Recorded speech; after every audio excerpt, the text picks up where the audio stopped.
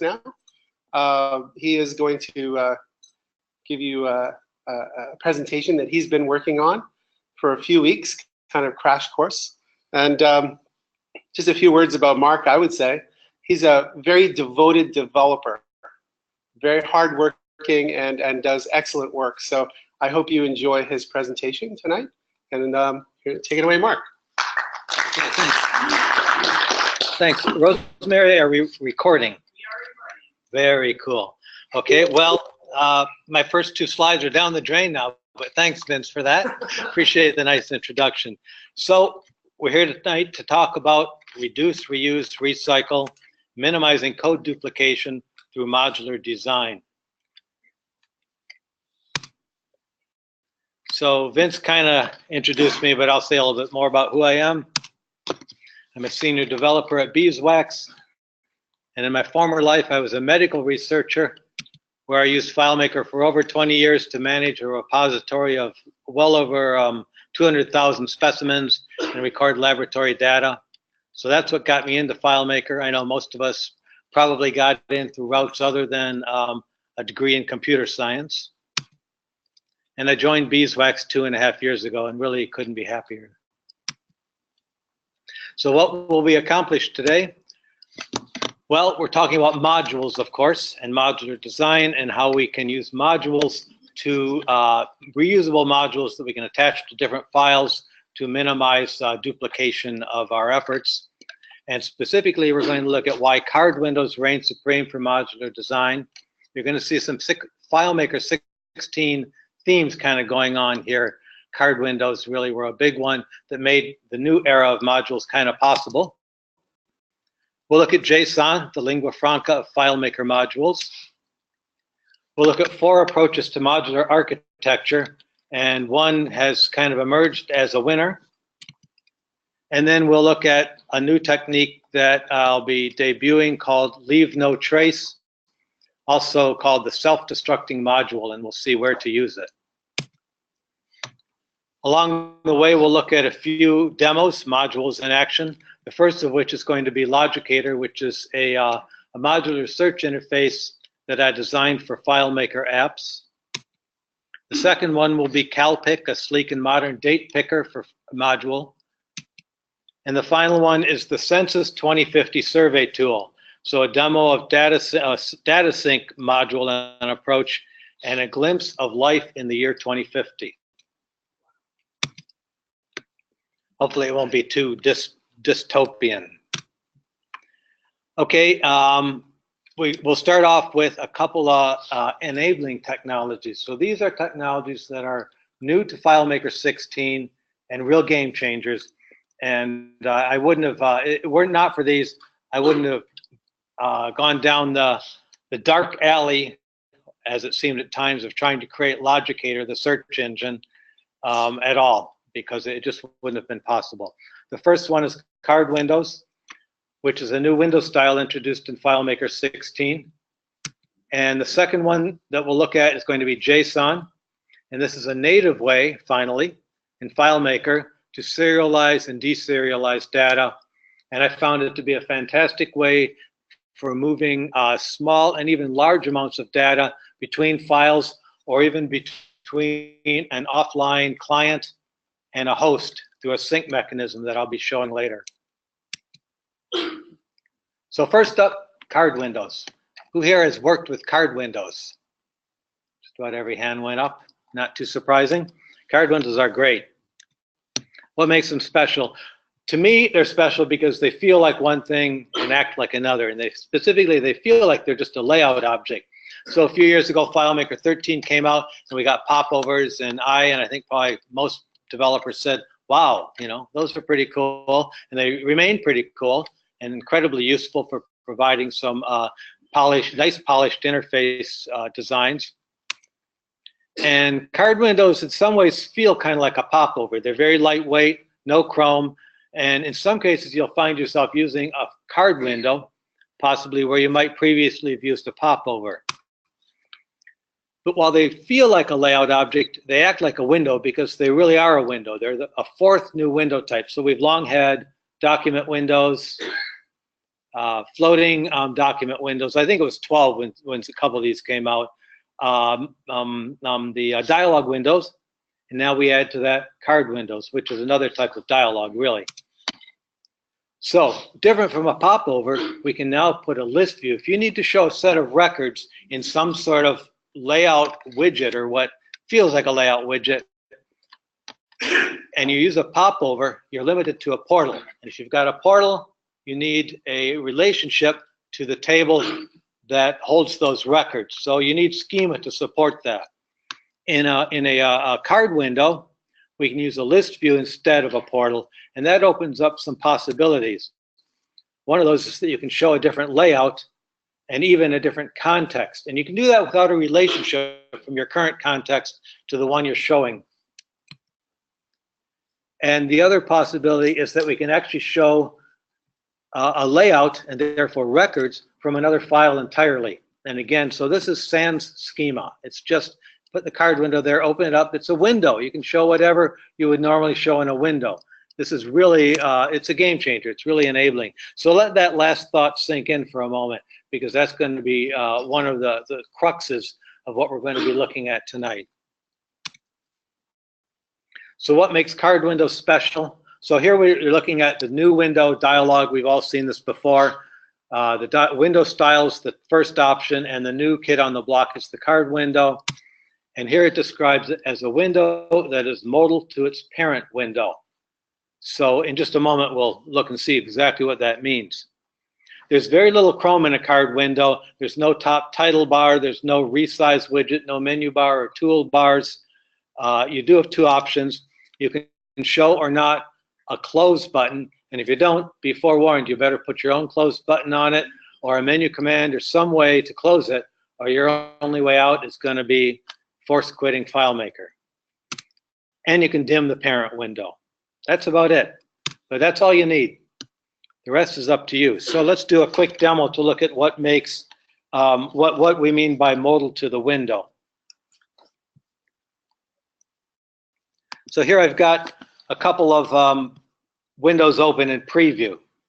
So totally anti-asymmetric quasi-groups for all orders n not equal to 2, 6. Don't ask me. I don't know. And Independence Lake, preserving an iconic river and meadow system up in our own Sierra Nevada. So we want to print this. So I'll do Command P. We get a little print dialog. And of course, like any modal dialog, you can't interact with things behind. Well, I guess I can expand the window, but I can't really select or do anything else. But I can go over to this other window, also in preview, select text or do whatever I want. So it's not too game changing, I mean, because we've seen this before, but just to get the idea of what it means to be modal to the current window. And so, you know, this Sheets, if you've been around Mac OS a while, you kind of probably remember when they introduced this, this window style called a sheet, which is really Mac OS term for a card window, basically. And the early on, this would have had to be in a traditional modal dialog, and you wouldn't be able to act with any other window open in the app. And then one of those cat versions, they finally introduced Sheets. I think really nice way to provide modality that's tied just to one window, and that therefore really ties down just one window, but lets you interact elsewhere on your computer.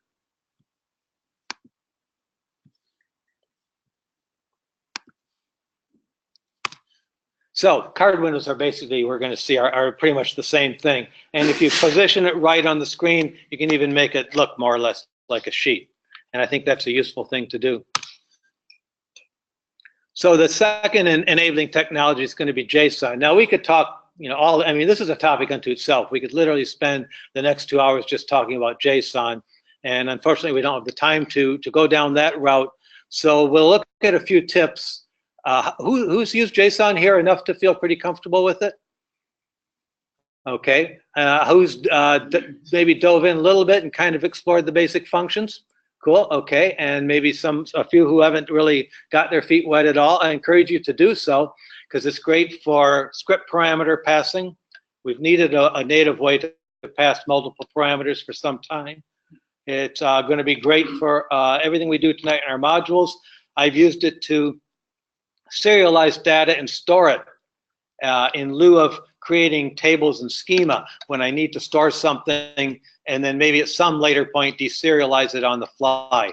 So it's great for that too. So our first tip is going to be test for valid JSON when parsing a script parameter. So here, imagine we just called this script and we passed a parameter in JSON, and in that parameter we've got a couple of values we need to extract. One is, does my pointer show up? It does show up there, good. So one is ID, and that's the name that it goes by in the JSON object. And the other is city. We're going to set them to variables of the same name using the JSON getElement function. So this is the first of a few JSON functions we'll be looking at tonight, and it's one of several that basically parse or extract information from a JSON object or array. And well, another one we'll see in a moment is JSON format elements. We won't look at JSON list keys or JSON list values, but all of these expect you to pass valid JSON into it and then extract something, or in the case of format elements, basically just format it for readability. So I could simply just have these two middle lines and forget about the if statement and just pull out those values and set them to variables. Instead, I've wrapped it in an if statement that tests for the left character of the result when you pass that script parameter into the JSON format elements function. And I'm looking to make sure that left character is not a question mark. So why are we doing that? I'll show you real quickly. Let's get a data viewer up here. And let's look at this. Now, is that big? I'm going to have to enlarge that a little bit. So here we've got JSON getElement. It expects this first parameter to be valid JSON. And that could be get script parameters we saw a moment ago. But sometimes that get script parameter is going to return something that's basically empty. And it may be perfectly valid to not have any parameters passed in. Both parameters might have been optional. But I'll bet that somewhere down that script, there's going to be some step that's looking at that variable and expecting either to find some sort of valid value in it or nothing at all. But what happens when we pass in an empty string and try and extract the key hat size? And the answer is right down here. We get an error message telling us that this thing that we passed in as the first parameter is not valid JSON. Well, it's just an empty string, you're saying, but it's still not valid JSON. So it returns a fairly verbose error message, the first character of which is always going to be this, a question mark.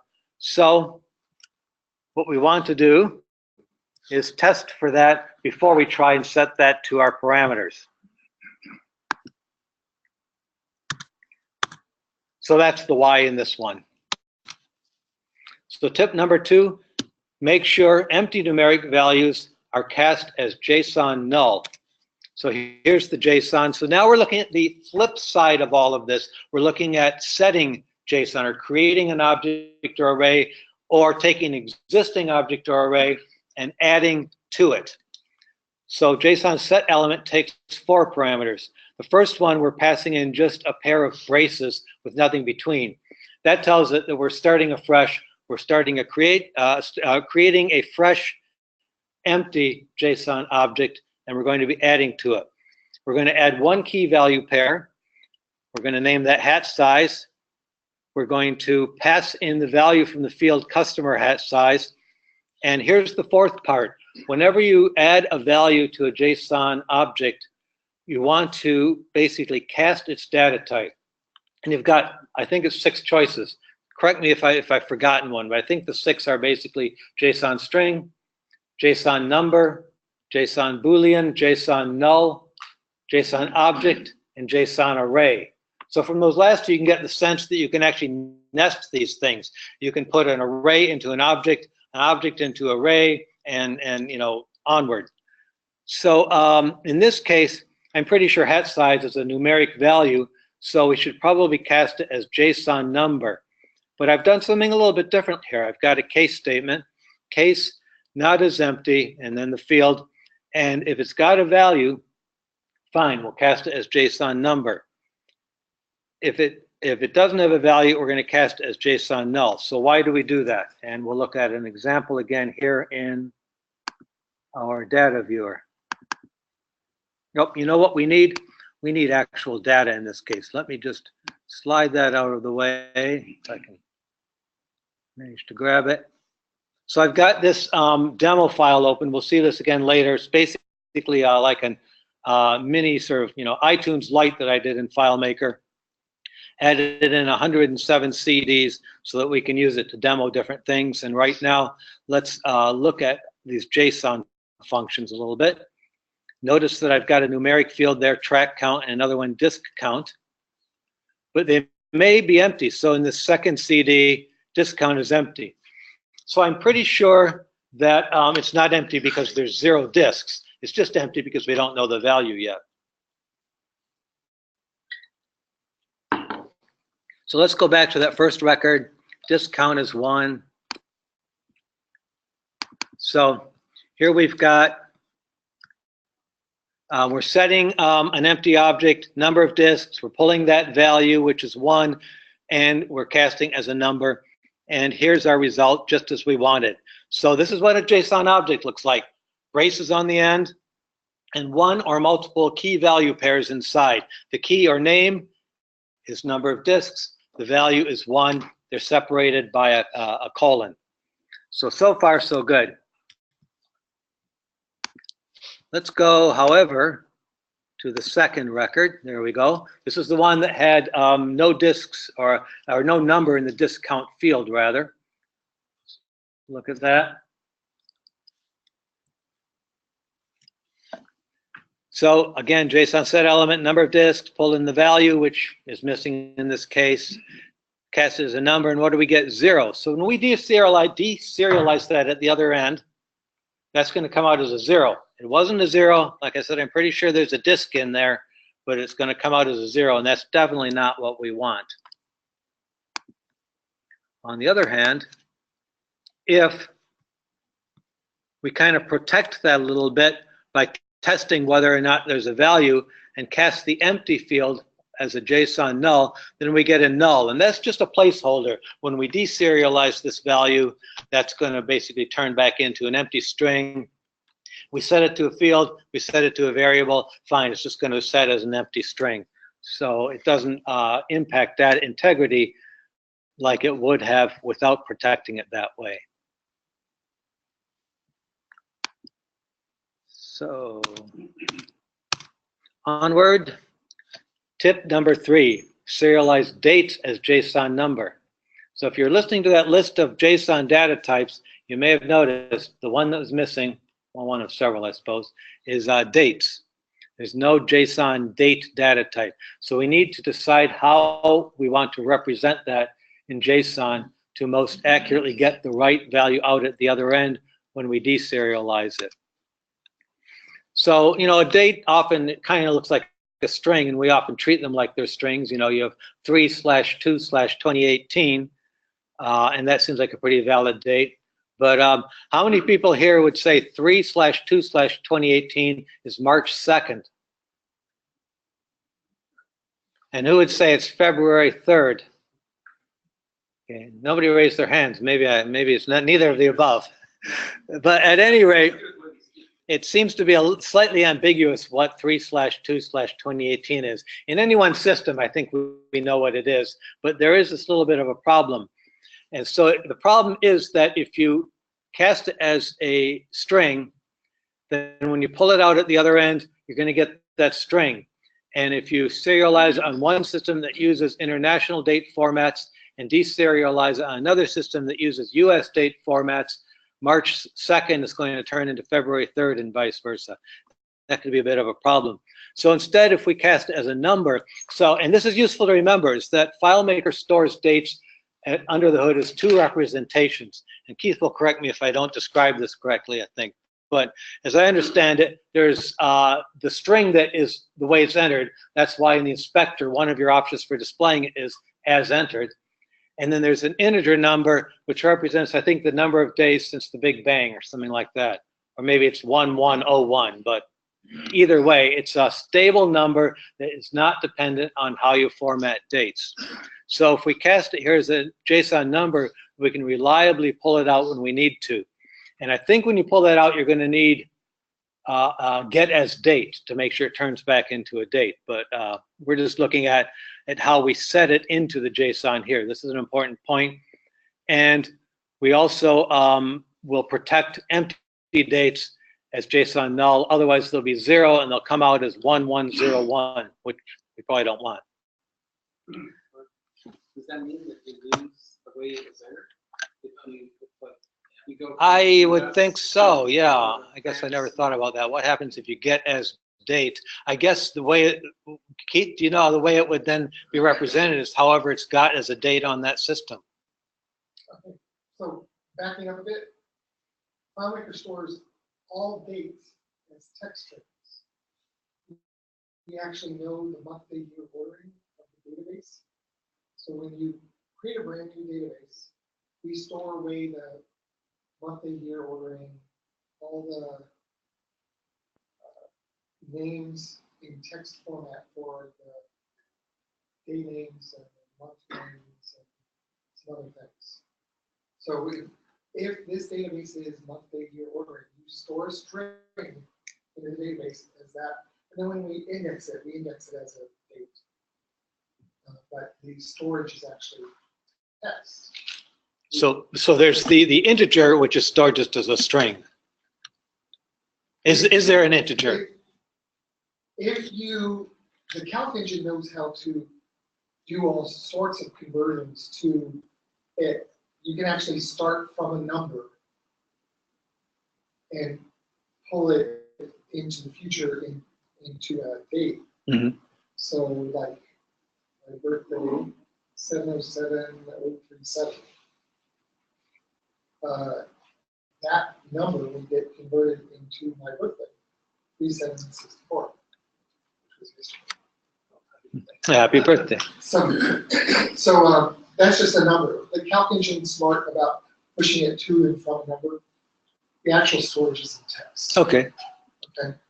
So the to get back to that, you would need to convert it from a number to back into a date. Back into a date. But probably get as text would not do it. No, it'd have to be get as date, wouldn't it? But I mean, if it's stored as a text representation and on the database. No, he's pushing it back out as a number. So once you push it out as a number, you're gonna have to convert that number back into a date. Right. So when you have JSON get element, when you deserialize, JSON get element, get as date, or it'd be get as date wrapped around the JSON get element. Yes. Yeah, I don't know about that for sure, but you'll either have to do a trick. Yeah. Take a date like 111 and add X number of dates to it. So if you say plus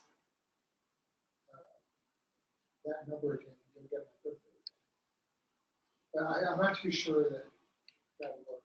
I could try it while you're doing that. Thanks, Keith. Very useful. Okay, so a few tips now on working with big JSON. So what do I mean by big JSON? So I spent much of the last year working on a system that collects survey data offline and periodically when the surveyor is online, syncs it up to a FileMaker Server hosted file. So a typical survey has about 25,000 lines of formatted JSON. So that's what I call big JSON. But it's not just that, but when we sync from the local tool up to the data repository, we're typically syncing multiples, maybe as many as 10 surveys at once. So now we're talking about 250,000 lines of JSON. So I've been working a lot on optimizing the time required to serialize and transmit that. In this case, it's really we're over the WAN, halfway around the planet, and then to deserialize it on the server. So we started out in the pre-JSON era, pre-FileMaker 16, and I was using a very, very old school method, not very performant, but at the time it didn't need to be highly performant for the particular workflows of this client team. And I was just basically looping through records and using relationships to set fields across the WAN. I knew it would be slow, and for one survey, it was about 45 minutes. When 16 came out, we knew we could do a lot better. We rewrote this in a method where we basically serialize and then deserialize. And I started out with some fairly unoptimized JSON, and I got that immediately down to several minutes. So that's huge progress right there, right? So then I worked on some strategies for optimizing it, because I could see, even though this was very fast, that it was going to start slowing down as the data set grew. And the time it took was growing, I don't know if it was exponentially, but it seemed to be approaching exponentially in relation to the data set. So eventually this was going to become unacceptable. So I optimized, and now I can send those, serialize and send those 25,000 lines of JSON in under 10 seconds. And that's, like I say, that's around halfway around the globe. So that's quite a bit of optimization there. So let's look at some of those strategies. So our first tip for building big JSON, we'll look at this in a little more detail in just a moment, is going to be build return delimited lists rather than arrays, because building lists is faster and we can change them to arrays when we're done. And the second tip we'll look at is to limit the size of your arrays, and we'll look at a strategy for doing this. So the first tip, building FileMaker lists. So what I do is I loop through records, and for a typical survey, I'm actually looping through records in multiple tables that are all related to that survey. So I loop through the records in any one table, and I serialize the individual records as JSON objects. The code looks like this. So I'm creating a variable that I'm naming customer JObject. I'm using the JSON set element. We saw that a moment ago. I'm setting an empty object. So on each record as I loop through, I'm creating a new empty JSON object. And in this case, I'm setting two values into that, two key value pairs rather, into that empty object. I'm setting last name, and I'm drawing it from the customer last name field, and status, and drawing it from the customer status field, and I'm casting them both as JSON string. And the result looks like this. So the braces here tell us it's a JSON object, and we should expect key value pairs inside. Here's our keys or names, last name and status, and here's our values. So why am I serializing records as JSON objects? Well, I mean, first of all, there's the obvious. We need to serialize because that's how we're going to send it to the server. JSON is the way we're going to serialize it, and a JSON object is basically the JSON cognate, as it were, of a FileMaker record. It's one set of key value pairs. Think of them as fields with values. But there's a more, another reason that's kind of a little bit hidden in here, and we'll come back to that in a moment. So that's why I asked the why, because we want to come back and think about that again in a moment. So as I loop through, as I reach each record in the iteration and create that JSON object, I immediately append it to a growing list using FileMaker's list function. So this is pretty familiar stuff, and it obviously predates JSON. I'm adding it to a variable called customers list. Using the list function, I'm feeding it the list that already exists and appending this new object with each iteration of the loop. And the result looks like this. When I'm done looping through an entire table, now it's time to create the JSON array. And that's pretty simple. I'm prepending a bracket with traditional marker of a JSON array. I'm post-pending another bracket, and in the middle, I'm just taking the list and substituting out the carriage returns for commas, which is the way that items are separated in a JSON array. And the result looks like this. So there you see our brackets. We see the items in the array separated by commas. So why did we start by serializing records as JSON objects, aside from all the good reasons we already talked about? The answer is right here in this substitute function. If there are internal carriage returns in your data, in notes or memo fields or anywhere, those have the potential to get replaced with commas and turned into individual items in our array, which we certainly don't want. but by serializing them using the JSON set object function, those carriage returns and about 8 or 9, I forget how many other reserved characters are all escaped and protected. So now we're really safe to substitute the carriage returns with commas, because the only carriage returns that are not escaped are going to be the ones separating the list items. So tip number 2 is to limit the size of your objects and arrays. So we serialize and deserialize in stable size chunks. Sorry folks, I couldn't think of a better word than chunks. So stable size chunks. We identify a natural grouping of data, and I'll give you an example in just a moment, whose size is mostly stable. And we process each chunk and move on to the next iteration, starting with a fresh list and array. So what's all this mean in practical terms? Well, in this survey system, when I first started working with JSON, I was going table by table. So imagine there's, say, a customers table and an accounts table or transactions table.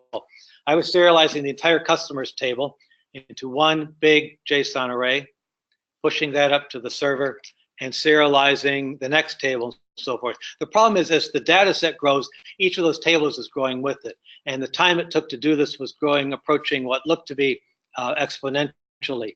So instead, I converted to a system where I'm looping through one survey at a time. So what we do is, the way this data set grows is we do a survey and collect a whole bunch of data.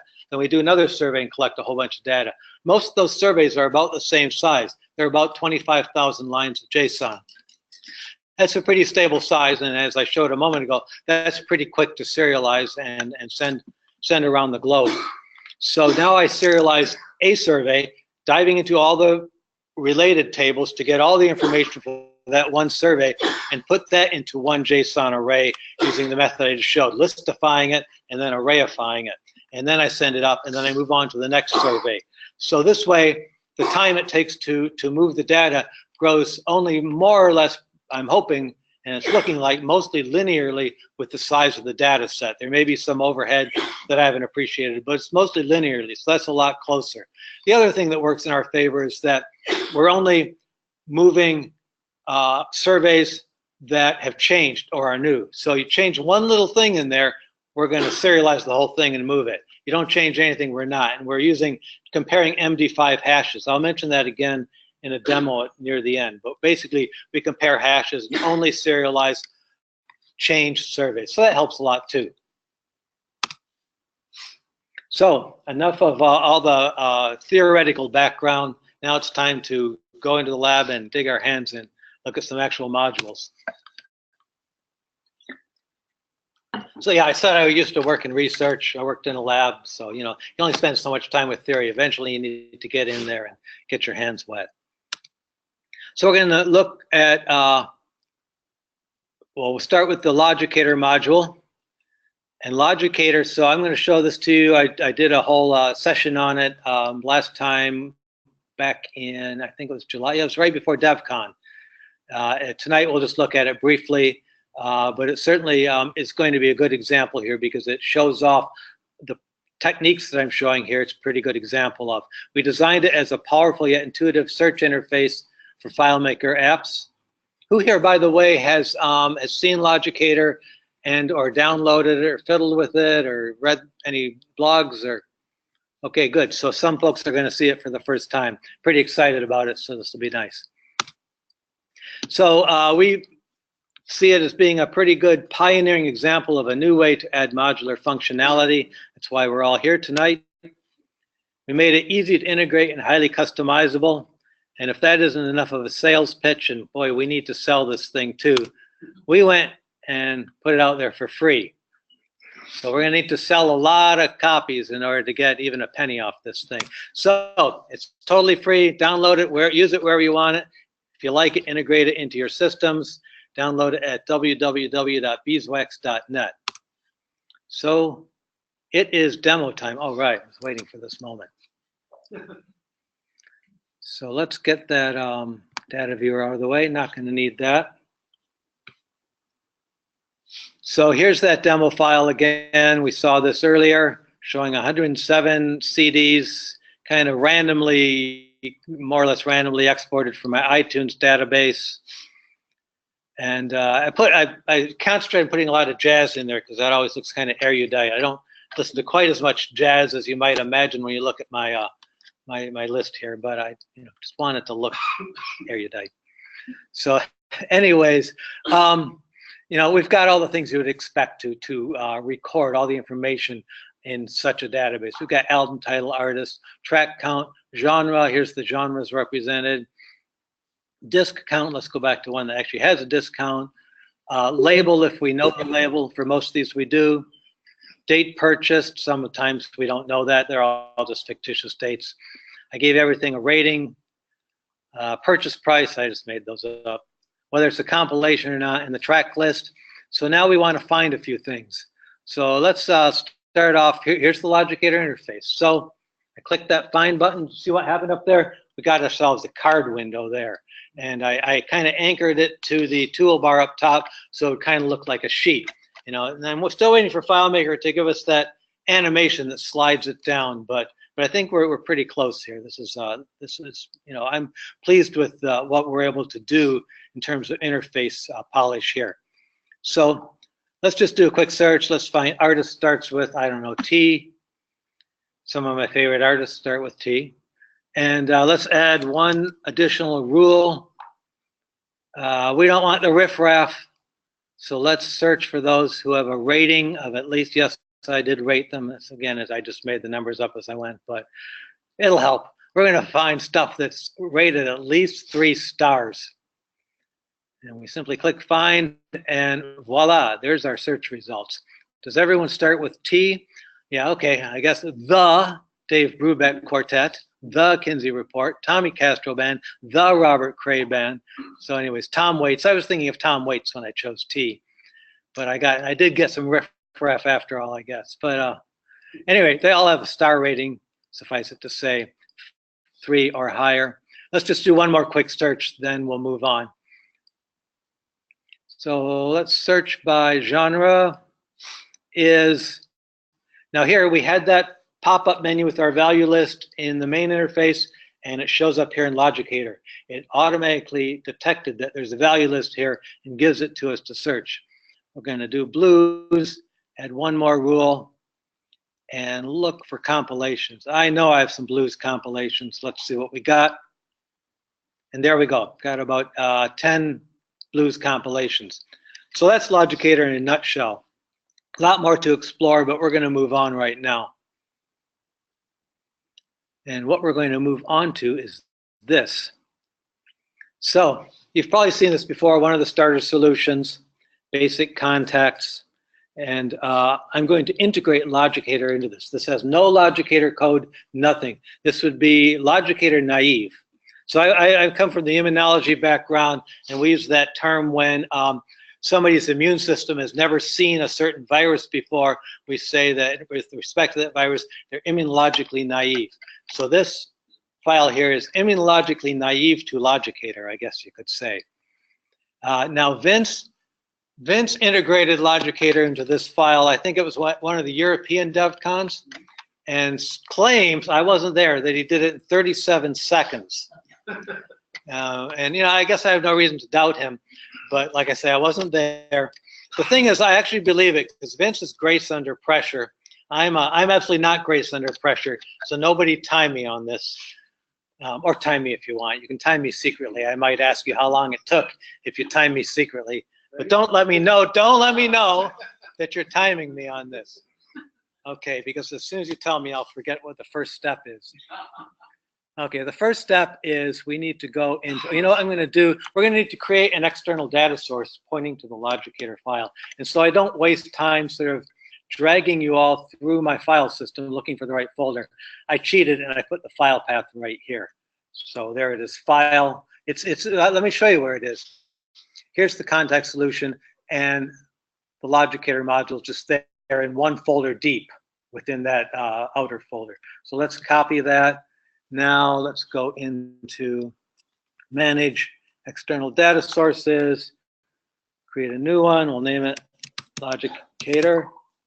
And boy, yeah, text expander is a lifesaver when you go naming a system with odd capitalization like that. Okay, we're going to paste that in. Okay, so we're a third of the way through. We're probably already more than 37 seconds, right? 20 seconds. Oh, jeez.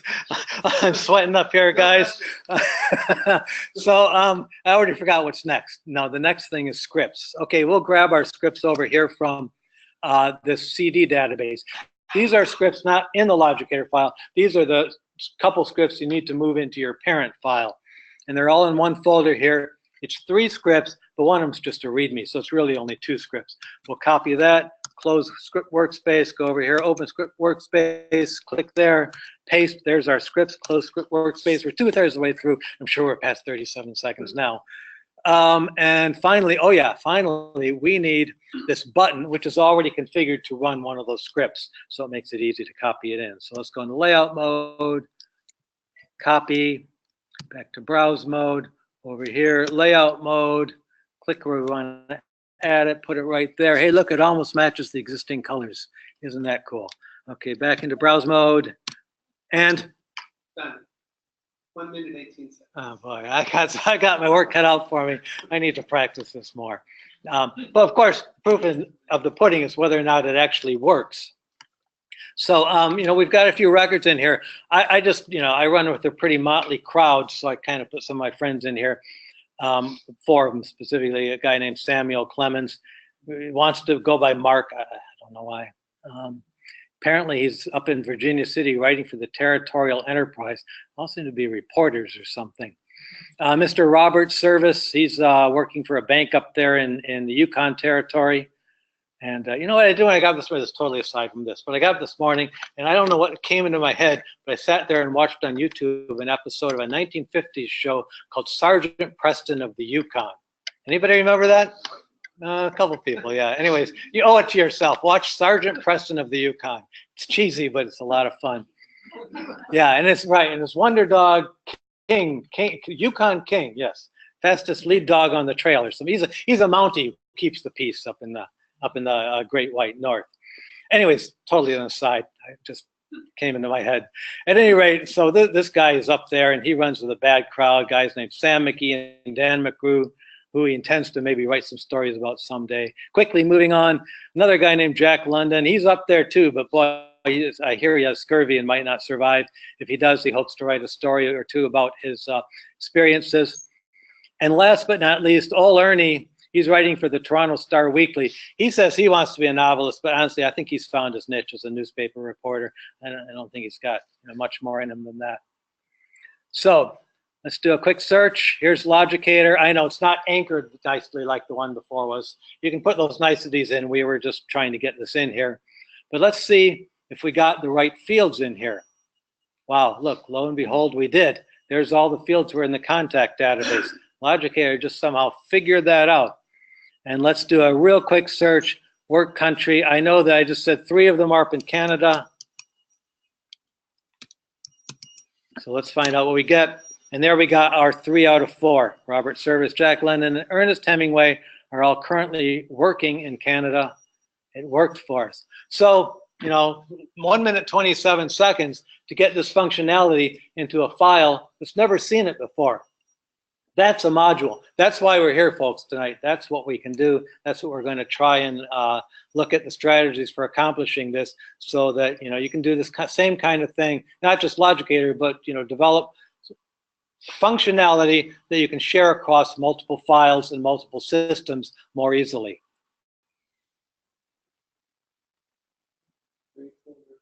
Yeah, I think this whole approach is pretty cool. Thanks. So let's get back into our slides, back into the theory part.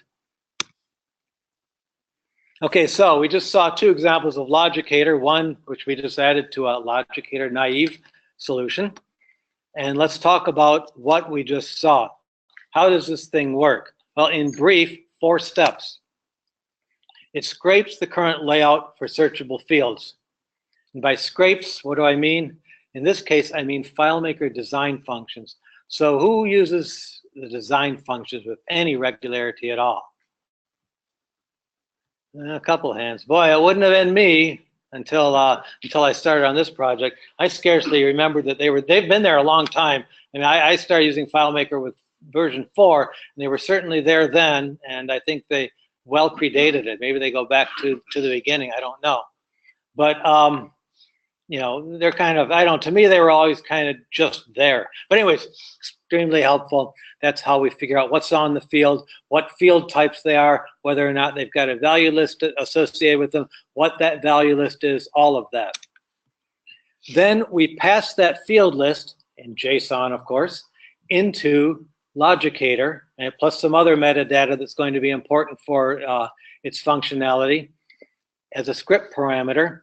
And we open the LogicAider module in a card window, and we sit there and wait while the user sets up their query. When they're done, the user has now defined a query with one or multiple search rules like the ones we just looked at. We need to pass that back to the parent file in JSON again. And when the parent file receives it, it needs to parse those search rules into traditional FileMaker find and omit request. Under the scene, this is just standard FileMaker find. There's nothing fancy going on here. All I do is go into find mode and put these values into one or more find requests and omit requests and perform the find. So the problem we need to solve, though, is how to open, close, and communicate with the module.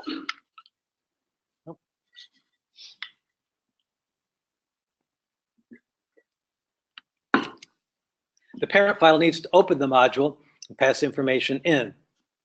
And we just said, of course, that's JSON, but there's a lot more to it than that.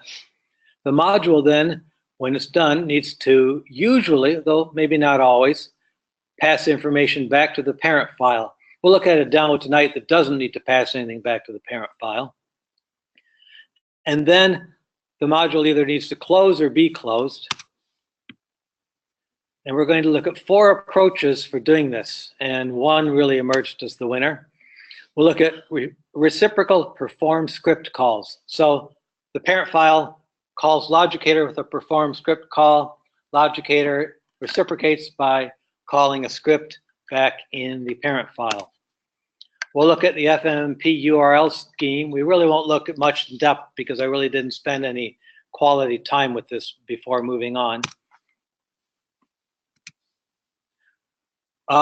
We'll look at the idea of opening the module in an extended pause state. So, you know, you can run a script, you can pause it partway through and let interaction happen. So maybe that's a good time to let the user interact with the module. And lastly, we'll look at something called the function separation model. So in detail, or a little bit more detail, at least the reciprocal perform script calls. We've got the parent file up here, we've got the LogicAider file. And so you're working away, you're ready to do a search, you click that find button, and we start running a script which we're calling open LogicAider. And it's going to do a lot of stuff I'm not going to show here. It's got to scrape the layout and kind of gather that list of fields and other metadata and various customizations and wrap it up into JSON, get ready to send it. Then it's going to call a script over in the LogicAider file, and that opens that file. And the first thing that does, or well, not necessarily the first, one of the first certainly, is to open a card window. It's also going to deserialize all that JSON and set up the UI in that card window for the user to search. Once that query is set up and we click the OK button, then we run another script, which is perform find.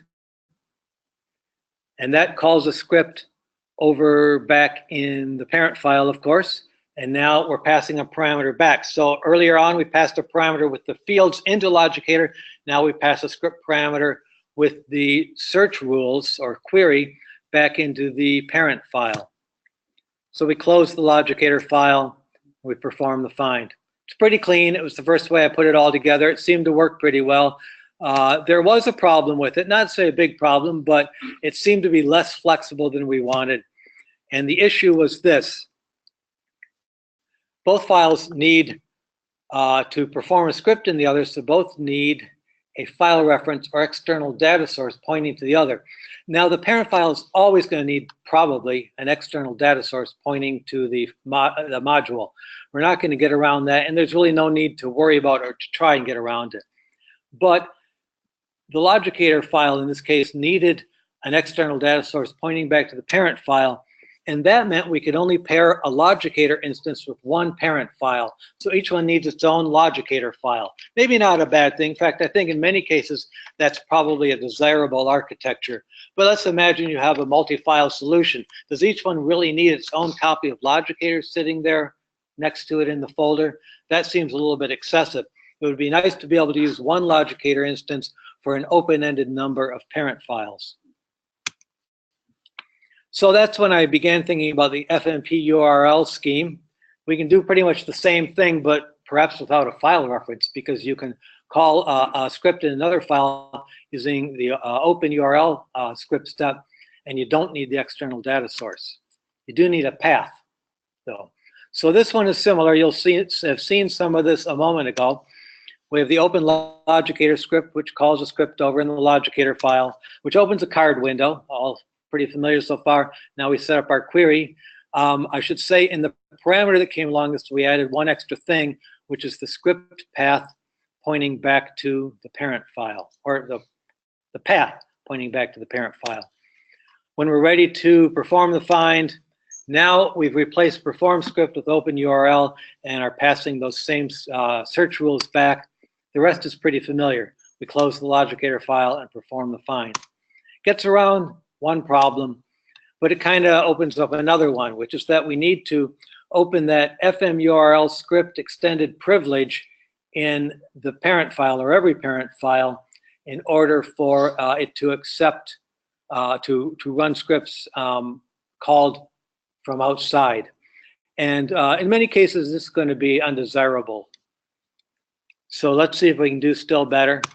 The next thing I gave a fair amount of thought to. So that one I didn't really spend any time on except just sort of mental time. This one I did spend quite a bit of time, easily a long, slightly frustrating day. I was really hoping this was going to be true love.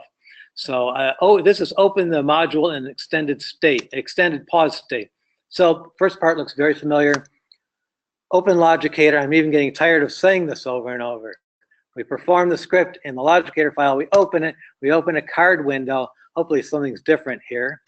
And yes, it is. Now what we're going to do is we're going to pause the LogicAider file. So pause, resume indefinitely. So now think about it. We passed everything in we need, so we don't need to worry about this script. This script is paused, everything's stable, that card window's open, the UI is set up, time to set up our script rules, and then perform our find. So when we're done, instead of invoking another script, we simply continue this one.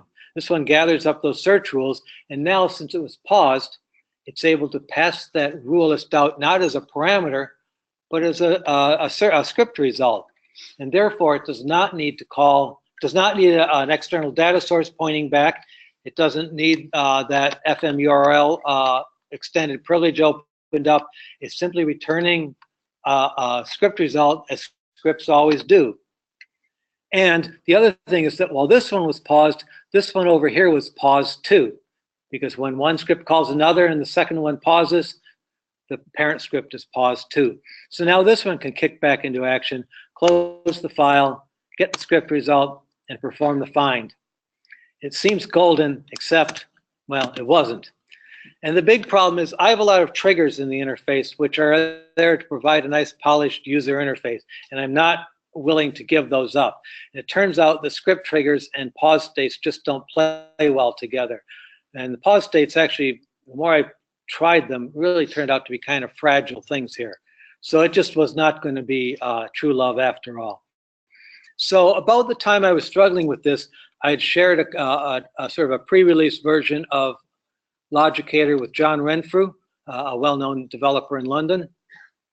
And he was also starting to get excited about modules and was excited about what he saw in LogicAider and was working on his own CalPick module, which we'll see in a moment. And so he suggested he didn't like the perform script because he didn't like the idea that you couldn't use one LogicAider file for multiple parent files. So he was kind of eager to go down the FMP URL route.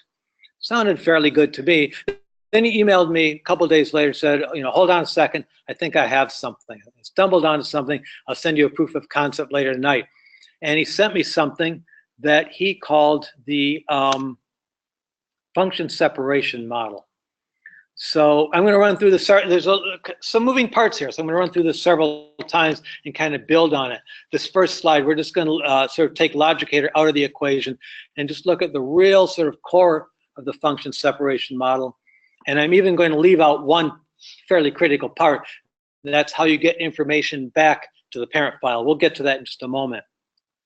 But the real core, and this is going to show you kind of one of the sort of revelatory, or one of the revelations that John stumbled on.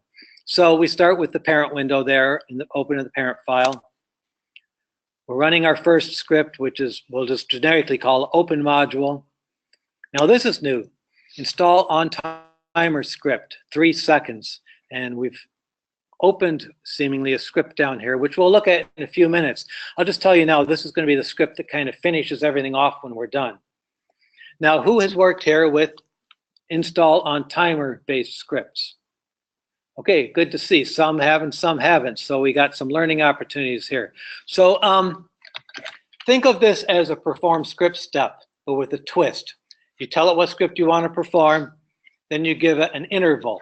And that 3 seconds means two things. It means wait at least wait exactly 3 seconds before starting the script, and then kind of repeat that script over and over again at 3 second intervals. One other thing to know about this, install on timer script, the script is tied to the window that's active when you call this script step. So we're going to sort of basically attach a timer-based script to this parent window. So one way to kill that every 3 second repetition would be to close the parent window, but I'm pretty sure we don't want to do that anytime soon. So we've installed the script, the timer is counting down. We've got 3 seconds to do something else if we're going to do something else. So let's get cracking here. Next step, perform script. Okay, so this is kind of familiar stuff by now. We just call the script over in the module file, and that script opens a card window. And here's the really cool part that John stumbled on and shared with me. I said that that timer is attached to that parent window. So what would you imagine might happen, or has anybody experimented with this to know what does happen when you open a card window when you've got a timer attached to and potentially running in a parent window? Exactly, it hibernates it. So that on timer script there, just kind of like a dog, kind of play dead. It's just kind of playing dead there. It's not going to do a thing. As long as that card window's open, this script ain't running. So now think about what we have. We have this script over here, which probably ran to completion, or it may be waiting for this to finish, but it really doesn't have much left in it to run. We've got this script, which is run to completion, this one, which is waiting for us, and the card window open with an interface for doing some sort of modular thing.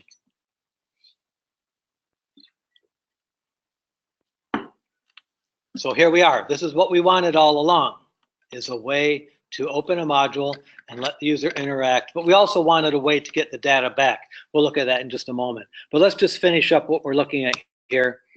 When we're done, we click some sort of close button, or maybe it closes itself at some point in the script. We close that card window. And of course, this script springs back to life and kicks into gear. And the first thing it does is to kill the timer. Now, we have one timer and only one timer at most ever attached to any window. And the way you kill that is to issue another install on timer script step and pass it no script name and no interval. This is kind of like you think about a variable. You want to kill a variable, you just basically set it to an empty string. So this does the same thing to that script. So this script will continue running, but it won't repeat after this. So we've basically killed that every 3 second iteration. Now we can close the module and do whatever we need to do.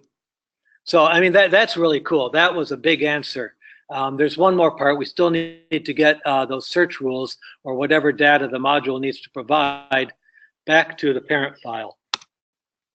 So anyways, I've declared this one the winner. I know those animations are kind of cheesy, but I don't use Keynote very often, so I'm kind of still in that, you know, hey Midge, come here, look what I can do with this thing mode. But I'll grow out of it eventually. Let's look at LogicAider, and basically the same thing, but now we're going to flesh it out with a few details. And I'm going to run through this twice, once kind of slow and once again fast, because I know if I were sitting out there, I would definitely want to see this twice because there are a handful of moving parts. Well, first, just the scripts. So the parent file has the two scripts. We saw those a moment ago. And the LogicAider file has three. One is new. We'll get to that in just a moment. So just to show you that there's basically 5 scripts here and walk through those one at a time. So we start off when we're ready to perform a find, click some sort of find button or choose a menu command, run an open LogicAider script, which installs that on timer script, which in the end is going to perform our find for us, but we're a long way from getting there right now. We've set it on a 3-second delay, so we've got plenty of time to get our card window open. Then we perform or call a script over in the LogicAider file. We pass in our field list that we scraped from the layout. We pass other metadata and everything the LogicAider is going to need. It's going to open a card window and set up the interface for searching. Now this script is done. This script is essentially done. This script, oh, well, of course I forgot to hit that. There we go. That's what happens when we open the card window. This hibernates. So this script is hibernated. Everything's calm and paused. We can spend all day if we want setting up our query. Okay, we just spent enough time and we decide we want to find courses that are AP Math and grades that are a pass. Click the find button, run our perform find script. So this is new. I'm taking that rule list, which in this case is the 2 rules we see here, and saving it to a global field. You'll see in a moment why. Remember, we want to get that back to the parent file, right? But we're not calling a script in the parent file, so we can't pass a parameter. We're not in a pause state, so we can't pass out a script result. So we somehow are going to need to get that back. Now we close the window, but not the file. And what happens when we close the card window? The timer springs back into action. It kills the timer. Now we perform one more script. This is the new part. We call one last script in the LogicAider file, and that script really only has one step, exit script, returning that rule list as its script result.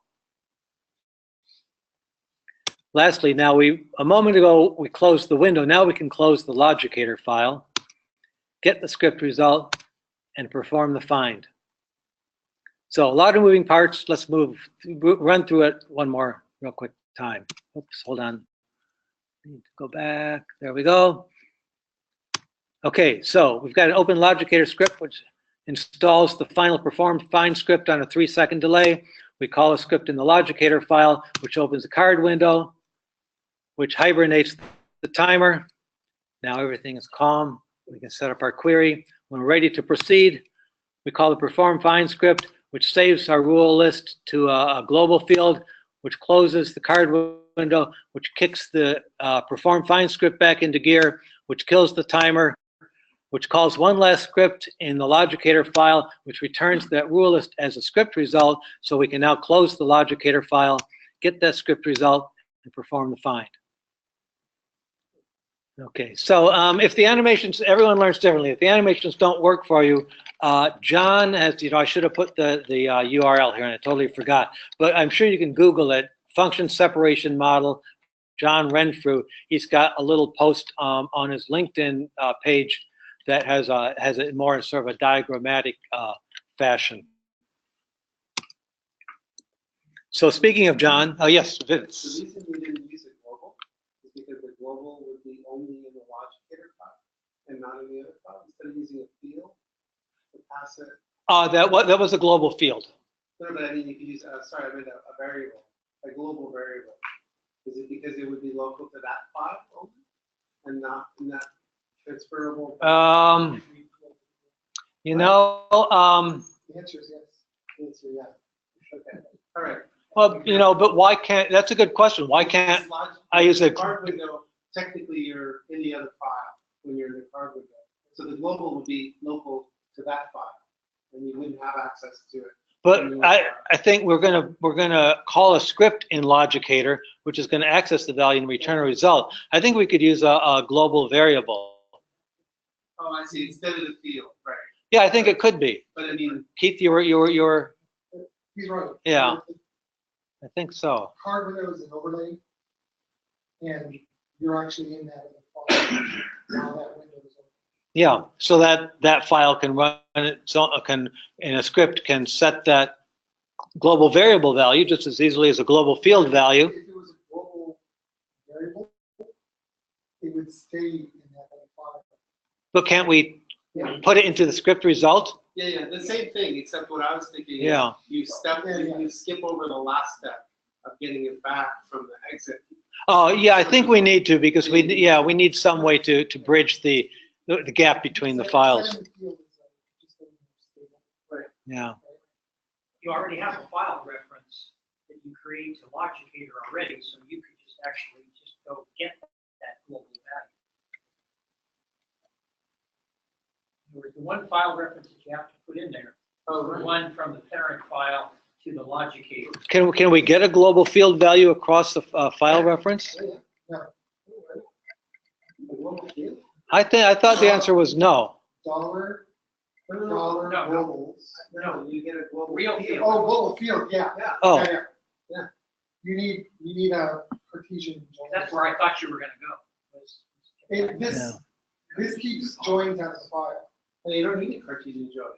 You just need any regular relationship or whatever. You don't yeah. want, So you one of the, generally don't want relationships between the files because then you can't close the file. Oh, I see. That's gonna keep the file open. Ah, yeah, that's why yeah, it's yeah. This I didn't. Well, actually, I did kind of show it when we added LogicAider to that context database. I didn't add any schema. We never opened define Right. database. And Yeah. the way that you've done it so far, it keeps things simplified. Yeah. You just copy and paste some scripts. You don't do anything in joins. I mean, it's very simple. I mean, there were those 3 steps. Yeah. That's an important point. I missed that point. That's the first time I heard and understood why the file doesn't close. And we're going to come back to that too. Because it's Yeah. on the graph. No, but it's on the graph. Yeah. Or if it's in a script and you have that script open in script workspace, that'll do it. Right, but the fact that you put a relationship on the graph, that's why it won't close the file. Interesting. Could you say something about the multi-user capability of LogicAider?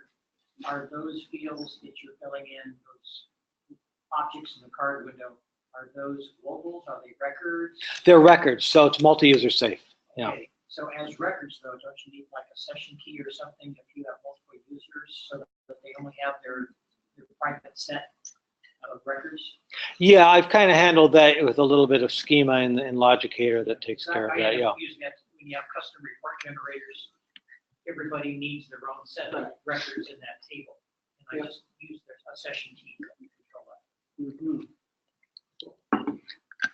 that. Excuse me. So, yeah, yeah, absolutely.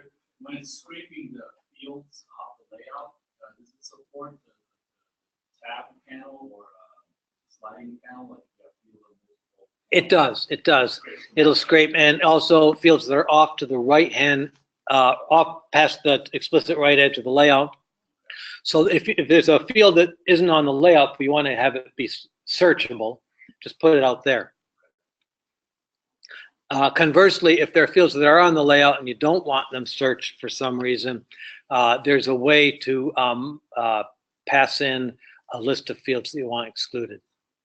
And a lot of other customizations. I mean, I really just showed the bare bones. I have a small little optimization for you. Mm-hmm.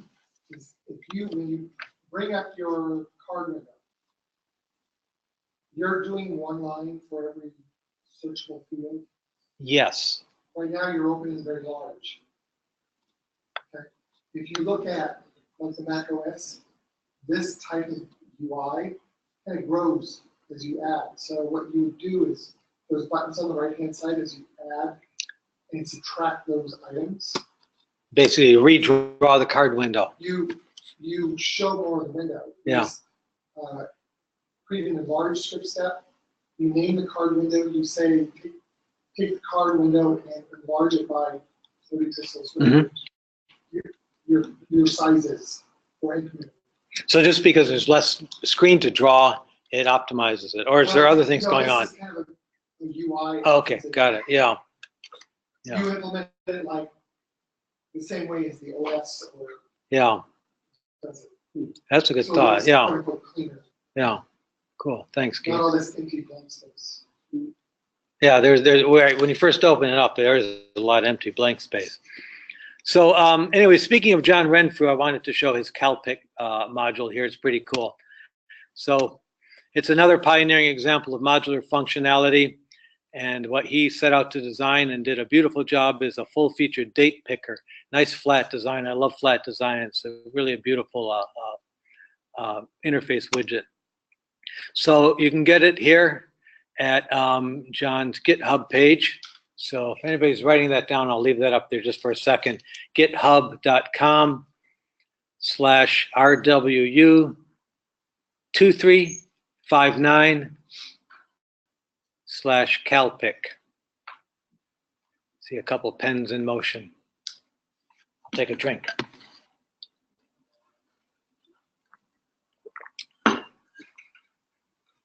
Okay, ready to move on? Okay, good. Oh, yeah, demo time. Demo time. Sorry if I'm making anybody dizzy with all of that. Okay, so here's John's file that you can download from his GitHub page.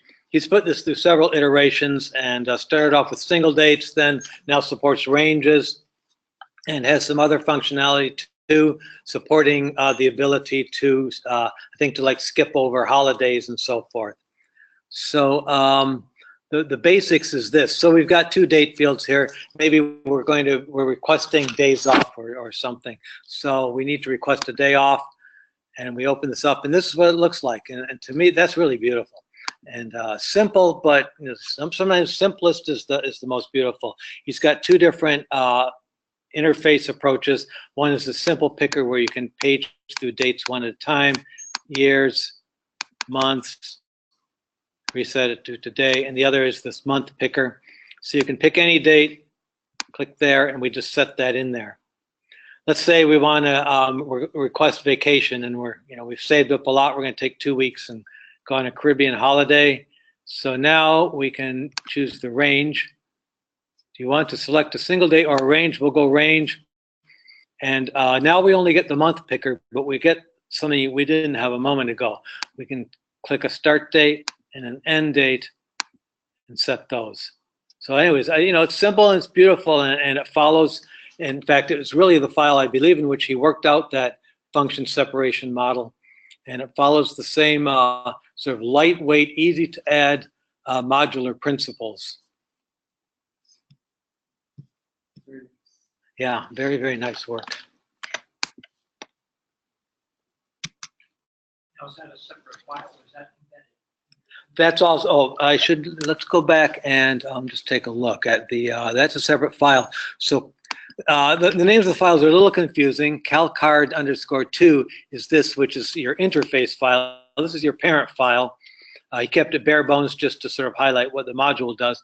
And this is the module here, card date picker range. Yeah. Oops. And so our third and final demo is going to be the Census 2050 survey tool. So this is a demo file. It's a little bit tongue-in-cheek, and it's a demo for a method called leave no trace, which we'll look at in a moment. It's a standalone FileMaker-based census takers tool for the year 2050. There are some surprises in 2050, but we actually talked a little bit about some sort of futurism at dinner tonight, and I thought I had a cool take on the future, but after our dinner conversation, Vince will vouch for me. It's just looking a little more dystopian to me than I actually realized. But this is, so my whole vision of the future is kind of based on, I grew up in the 60s and grew up watching the Jetsons cartoon. So that's kind of what I imagine the future is going to look like. So anyway, the idea of a census taker tool, you're out in the field, you're not online, You're just taking data into a local tool because you may not have a reliable connection. And I can't imagine that'd be the case in 20. Then at the end of the day or periodically during the day, you get a connection, you sync it up. And this is actually based on a real client solution that we developed where we do just that. We collect surveys and sync them up to an online data repository periodically. So demo time, third and final demo. And here we go.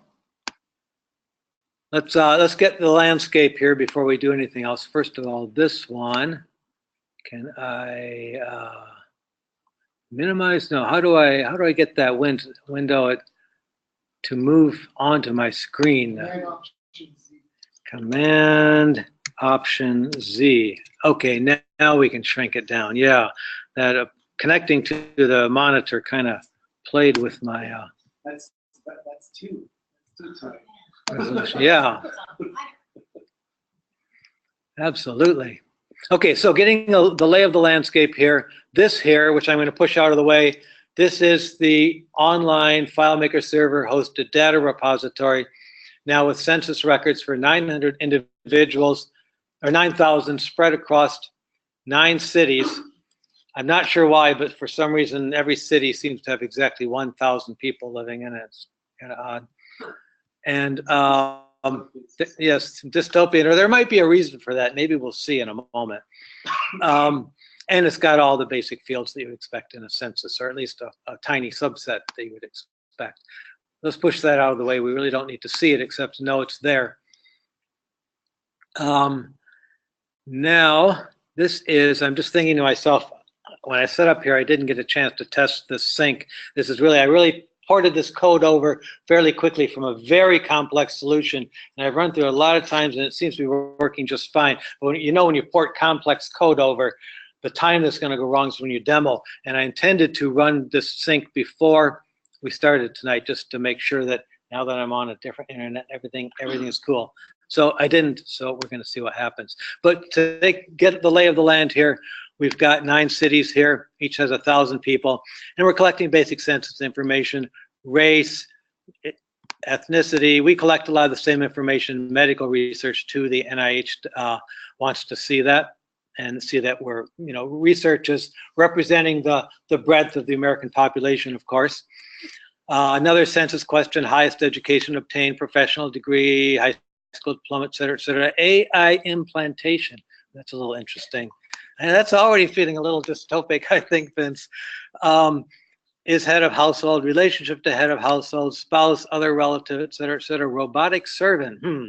So in the Jetsons, it was Rosie. But now that people are, getting robots in their houses for real, I guess it's no longer just Rosie. Type of home, apartment, et cetera, et cetera. Skypad, that's pretty cool. I want to live in one of those. What's that? Yeah, this is very Jetsons, yes. And I actually, when I was putting this together, I just learned everything from Wikipedia. So I read a little bit about the Jetsons. And the guy who designed that basically the look of the cartoon was basically took it from the Space Needle in Seattle. Yeah. So, see, you're learning a lot. Sergeant Preston, Jetson, you're learning all kinds of stuff here tonight. So, household has indoor plumbing, refrigerator. Ooh, teleportation device. I want one of them. It turns out even in this advanced year of 2050, only a minority of households have teleportation devices, a little known fact. And how does this person usually commute to work? Terrestrial car, flying car, jetpack, motorcycle, et cetera, et cetera. Okay, so I know they promised jetpacks like back in the year 1950. So it looks like 100 years later, they'll finally become reality.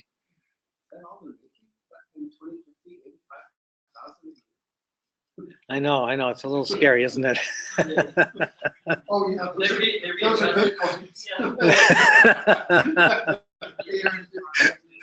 are Bitcoin, yeah. So now I totally lost my train of thought. Okay, anyways, we're gonna run one. I don't think that when I clicked around here, I didn't change anything, did I? Was anybody watching? I don't think I did, because I want to run one sync and have it not sync anything. Not that it's critical we do so. But let's just see. There we go. Good, it worked. Okay, so we can see no new cities uploaded, no existing cities updated. We ran the sync, but there was really nothing to sync. And as I mentioned earlier, I'm comparing records in this file with records hosted on our server using MD5 hashes.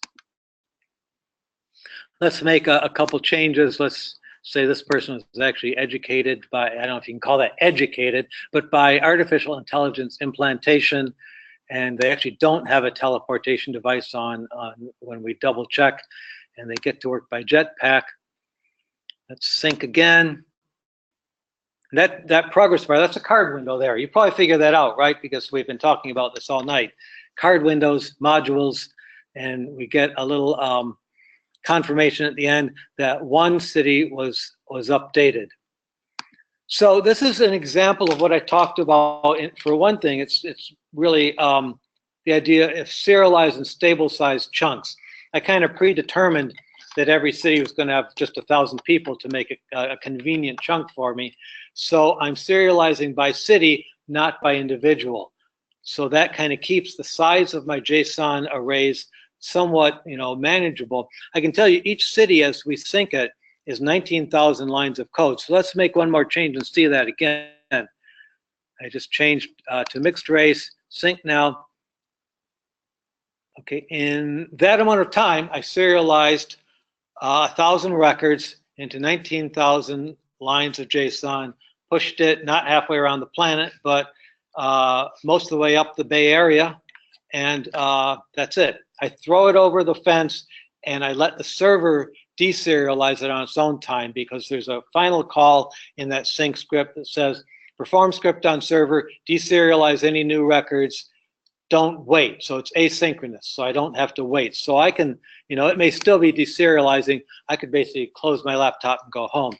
And I think we're going to be able to see that best this way if I add a whole new city. Oops, come on, add city. Enter the name of the city. The ID chip implants of 1,000 randomly chosen residents will be scanned for census information. Let that sink in for a moment. So yeah, that's kind of dystopian.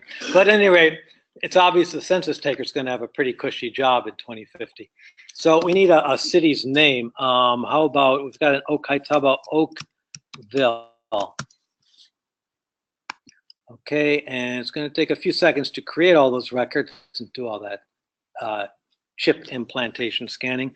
So there we've got our new city, 10,000 or 1,000 new records, a total of 10,000. We haven't uploaded it yet, so this file still has 9,000. Now this is kind of cool, and it gets to the idea of the asynchronous deserialization, which allows us to get back to work quicker while the server finishes the job. I'm going to sync, and you'll watch the progress bar as the new city is uploaded. It should take about the same time as the last one. I know you're saying last time it was only one change. Now it's 10,000 new records. But I serialize everything in the city every time, because I don't want to spend client time figuring out what's changed and what hasn't. I just want to figure it out at the city level what's changed, because that's pretty quick. Send the whole city up and let the server figure out that there was only one tiny little change, or that there's a whole 1,000 new records, or something somewhere in between. So you'll watch the progress bar go across. And actually, I want to watch three things. Maybe there's too much to watch at once, but let's try. I'll watch the progress bar. I forgot to mention, I should have mentioned earlier, watch up here. Here's our Census 2050 survey tool. And you can ignore those other files. They're really not even relevant right at this moment. But I want you to watch this space. And then in the end, we're going to watch this 9,000, and we'll be done, but you'll be able to see this 9,000 kind of start inching upward, and over about 10 or 15 seconds, it'll reach 10,000 as it's deserialized all those records. So let's sync. There's our progress bar. Pause a little bit when it gets to that one city. Okay, we're done. New city is uploaded, 1. A couple things to note. First of all, you can see this is already inching upward, 9268, 9309, 9351, so pretty close. Pretty soon, we'll be at 10,000. The other thing is, there's this file here, which just appeared out of nowhere, sync demo connection helper. That's actually our sync module. That's actually this card we're looking at. But now watch what happens. Oh, we reached 10,000 up there. Anyone see that? That's all deserialized. We're totally done. We didn't need to wait for it to reach 10,000 to close the window, of course. But we're going to close the window. Keep your eye on the sync demo connection helper up there. Gone. That's the leave no trace or the self-destructing module. Originally, self-destruct, you know, I guess all these references to 50s TV. You must think I grew up just watching TV. Well, mostly I did, but yes. We're going to see exactly how that happens there. So at any rate, so the self-destructing module was the old show, Mission Impossible, and this tape will self-destruct in 5 seconds. Good luck, Jim. But I decided to go leave no trace for a reason we'll look at in a moment. So moving back to the last few slides. So the problem we need to solve is that when you connect to a host, the file really doesn't close completely. And many people here have seen that probably and scratched their head, maybe been a little bit annoyed, maybe. So the problem is sometimes the local file, as in this case, needs to temporarily connect to a hosted file. And we just want a temporary connection. Then we want to be done. We want to have no trace left. But once opened, that host remains open even if you close file. How do you know it's open? It's right there in the window menu. Now, I don't know if it's fully open or partially open or hibernated open or some sort of quasi-open state, but it's still there in the Windows menu, and that's can be a little bit annoying sometimes. It's simply not the best user experience in many cases. So Vince over here and another beeswax developer, Steve Sanferreira, set out to tackle this a couple of years ago, and they developed, I don't think you used the term self-destructing file, but basically that's what it is. And what I did was I took that when 16 came out, and I combined it with card windows and all the other stuff that I learned from developing LogicAider. Kind of was able, thanks to that, to streamline the code a little bit, because I had those tools at my disposal that Vince and Steve didn't have. But it's still really their idea for how the whole thing works. I just kind of modularized and cardified it, and it was, like I say, streamlined the code a little bit. So let's look at what that is. So it's leave no trace, because if you're a camper or a hiker, then you may have heard of the leave no trace ethic. Basically, take only photographs, leave only footprints. In other words, don't leave any sign of your presence in the wildlands you're hiking through. Frankly, that probably includes campfires, so this may not have been the best picture for this slide. But at any rate, this is basically the equivalent when it comes to modules. So, in brief, the module does not exist out in the file system. It's in a container field in our parent file. It's exported, or rather a copy is exported from that container field to somewhere in the file system. And I usually just put it right next to the parent file itself. It's only going to be there for a moment. It opens a card window and hibernates a non-timer script. We've seen that several times. The module, rather than the parent file, is what establishes the connection to the host. That means if we can get rid of that module file, that connection's gone, and it's never going to have appeared at all in the window menu of the parent file. So once the sync or any modularized functionality finishes and the card closes, we run that on-timer script, and it vaporizes the module file, thus definitively closing the connection to the hosted file. So how do we do this? This is really cool. This is I learned this from Vince and Steve. So here again, another animation very similar to what we've seen before, a lot of familiar parts and a few new ones. We have a parent window. We have some sort of open module script. This step is new. We just exported that module out to the file system from that container field. Then we install an on-timer script. We've certainly seen that before tonight. Then we call a script over in the module file. And what does it do? Of course, you probably already guessed, it opens a card window, and that hibernates the timer script. So most of this is pretty familiar, right? Except for the idea of exporting that module from a container field. So now we can do what we need to do, and presumably we're doing this because we want to connect to a host. And this connection helper file, that's what I'm calling this module, has external data sources pointing back to the parent file and across the WAN to the host. So now it can do things. And in the case of this demo, the things it's going to do are to sync data. So it's going to do some sort of work that kind of connects those two sides. Basically, it's going to loop through the cities. If any of the MD5 hashes don't match with what's on the host, it's going to ask the parent file to call a script over there to serialize this one particular city, give it to me, I'll hand it off to the host file. When we've looped through all the cities and set up the chunks we need to, we send one last perform script call asynchronously to deserialize. Now we can finish up our work. So we close the card window.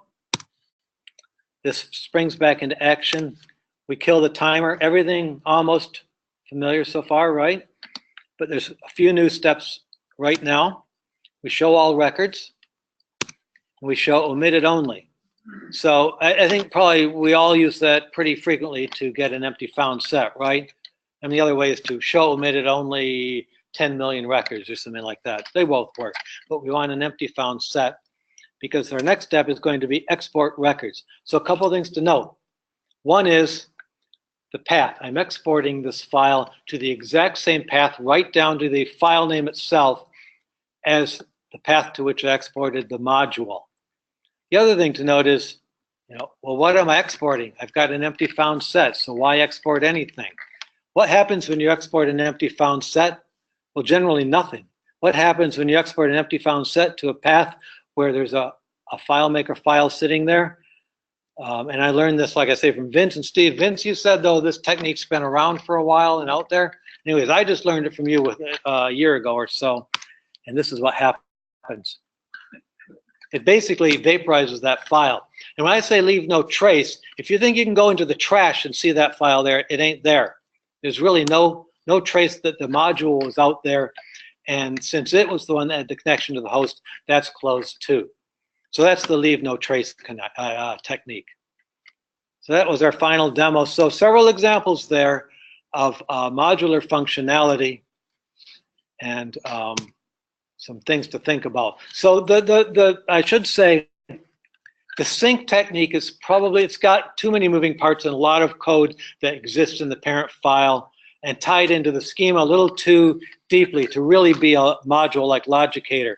But that leave no trace technique of exporting the module and then getting rid of it at the end is probably something that could be used for a lot of modular approaches that really are much more modular. So the main thing I wanted to show there was that technique. The sync stuff just kind of came along for the ride. So I'm going to do my thanks and then take all questions, just lest I forget. I want to thank Vince Manano, sitting right over here, Beeswax's Director of FileMaker Development, my friend, colleague, and mentor. Julian Nadell, President and Founder of Beeswax, for supporting all my efforts. Jay Gonzalez, our Technical Project Manager, who's been supportive of this work. John Renfrew of Attitude, that's a cool company name, isn't it? Look at the way he spells that. I think that's really super cool. For suggesting the function separation model and other useful discussions about modules over the past, 9 months or so. And to all Bees for the inspiration to do great work. Okay, so Doug, I'm sorry, I think you had a question.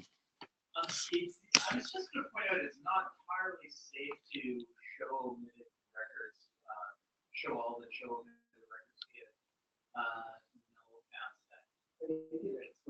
in a multi-user environment. Just export field content. Yeah. Oh. Yeah. I mean, export field content can do the same thing. I mean, as long as the field is empty. Yeah. I'm not running into anything. It's just I know what you're thinking. Created a record in an instance. Yeah, it could happen.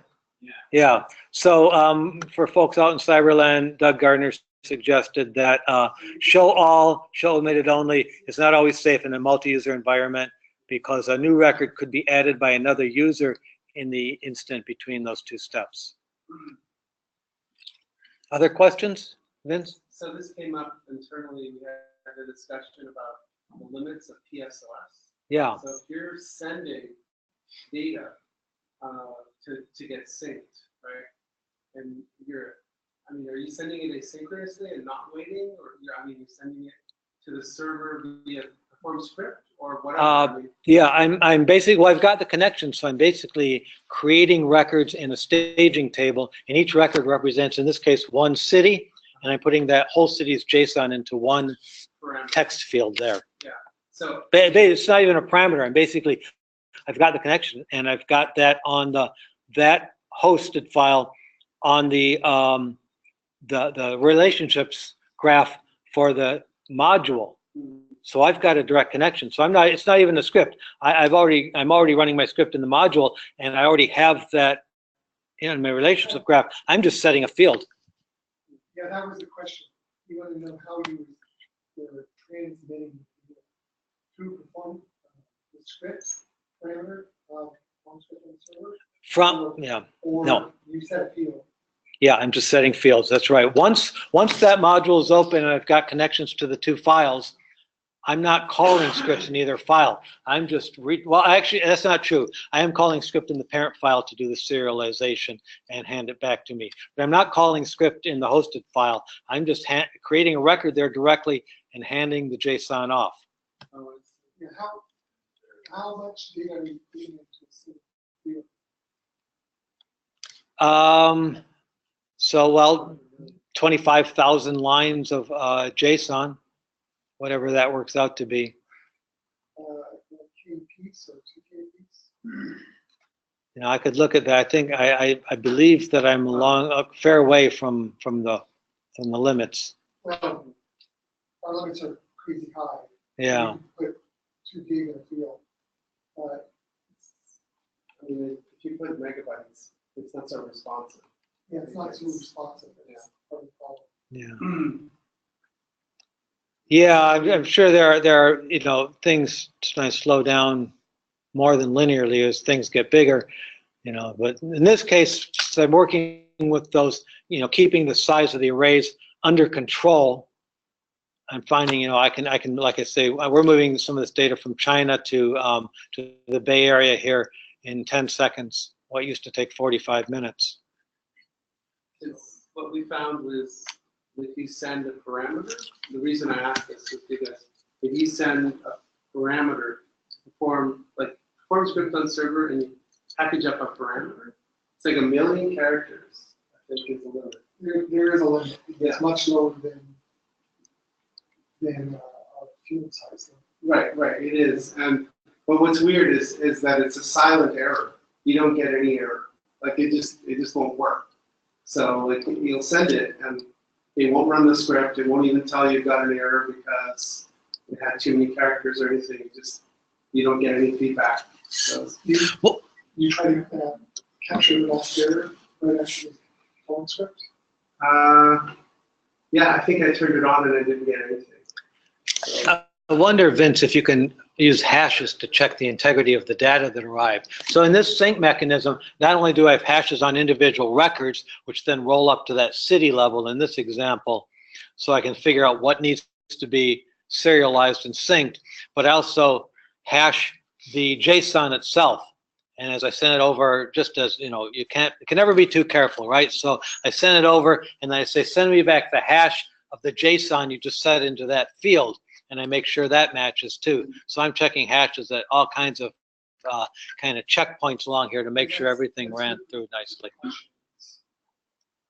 So question online, can we get a copy of the census file? And then Dale Weaver also asked, interested in the MD5 hashing technique to sync data. So. Good questions, both. I'm going to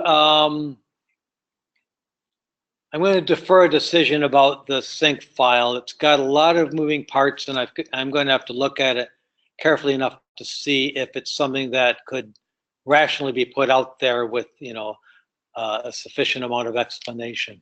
I mean, I think it would be good to put it out there. I mean, a blog post for sure. Yeah, I think a blog post describing this whole technique and maybe a separate one describing the sync, because they're really two separate things going on here.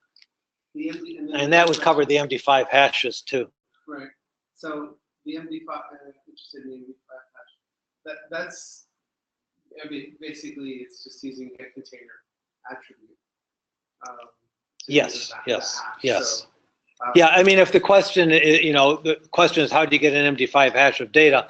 That's pretty simple, although not straightforward because you wouldn't think of using get container attribute. But you can feed get container attribute something that's not a container. You can feed it a literal string or a reference to strings or numbers or anything that's stored in any field or a variable or anything, and then hash that. Very handy. Vaughn? You've been using the term serialized and deserialized all that long. And I think I understand what you're talking about, but I've never referred to that. So does it mean something more than building a text string with all your data and parsing it out? Is there something else? Just that. As I understand, basically that's what it means, yeah. You have to take the data representation as it is in FileMaker and turn it into a long string where, everything is kind of keyed in a way that makes rational, right? Key value pairs that you can pull it out at the end. Yeah. Eric, did you? Yeah. In more detail, why you didn't like the FMP approach? That's the one I didn't spend much time with, but it was, in fact, didn't really spend any time, although I've used it in other cases. But just the idea that you need to open up another extended privilege and in your parent file in order to call a script back in that parent file. I think, am I right, that's new to FileMaker 16, needing to open that up? Yeah. There was something new to 16 where you needed to. Right, we can block, sorry, you can block your users from using that mechanism. Right, and I think it's off by default if you don't turn it on. Right. And in many cases that's pretty much a non-issue, but I think in some cases security requirements may compel developers to not want to open that one up. Have you thought about using 16 abilities to do the rest of that? No, I would need to learn a lot to do that. No, Yeah, it's but right into yeah. JSON. Yeah. You have the knowledge. You just need to package it up in a different way. Yeah. So like if instead of like going back to my question about passing amount of data using SLS, right? You can pass even more data using data. Right. There's no limit. Or is there? Didn't that question come up just today in the? It's not a. It's not documented. It's not that. Yeah. Huh. I said large chunks. And Oh, chunks. He used the word chunk. That's actually an official term. That is? It's actually like Okay. so it really is more dependent on your browser and the technologies that you're using as to like what limits you're going to hit. So why would the browser? Why would the browser? So yeah, here's a simple thing like Apple's browser and Apache, for instance, has a limit somewhere over 10,000 characters on URL. Okay, IAS is a limit of about 2K, and it's all dependent on too many moving parts. Like the actual limits that you're running to. So if the browser is not good with memory, then you're going to run into problems. But I don't understand why the browser. You're in FileMaker. You're calling an API that's on the server. Where does the browser? Yeah, the likelihood that you're running this via browser is higher. So I use that as an example. But yeah, you could use Python. You could use JavaScript. You could send it using FileMaker's built-in URL. Curl functionality. So every little way that you send it is going to have a different limitation. Great. So there's no one simple answer. There's no simple answer on that. Yeah. Were there any other questions online? Not so far. Okay, well, Oh, might recording. be it. Where's the recording going to be? Oh, yeah, good question. Rosemary's back there, but I think she was going to hand it to me and we're going to figure that out. Oh, So we'll figure it out, and I'll maybe put it in a blog post or something where, you know, the link to it or something. May not figure it out immediately. These technical things can flummox some of us. You can actually upload videos directly into the FileMaker community as well. Stuff it right in there. Well, I think that might be it. Yeah, listen. No, I did, but I did one actually. It's over. Well, thanks everyone for coming out. It was great. Enjoyed it. Thank you.